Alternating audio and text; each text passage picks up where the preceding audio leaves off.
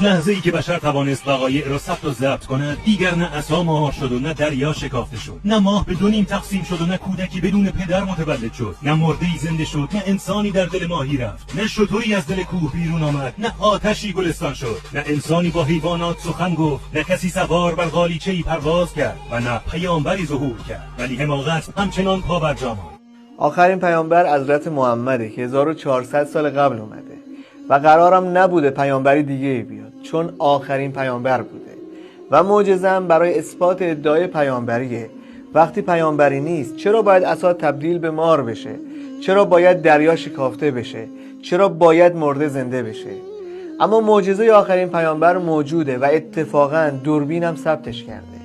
کشف اثر انگشت توسط علم 237 سال قبل بوده، اما قرآن 1400 سال قبل بهش اشاره میکنه.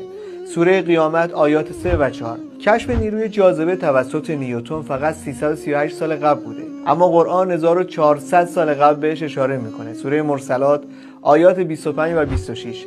کشف لایه اوزون توسط علم 112 سال قبل بوده، اما قرآن 1400 سال قبل میگه آسمان را سقفی محفوظ قرار دادیم. سوره انبیاء آیه 32.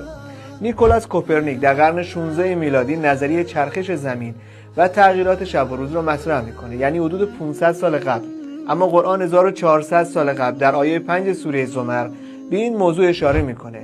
کشف پایین ترین سطح خشکی زمین توسط علم 70 سال قبل بوده، اما قرآن 1400 سال قبل صراحتاً به این موضوع اشاره میکنه. سوره روم آیه 3. با ثبت این همه معجزه اما جهالت همچنان پابرجاست.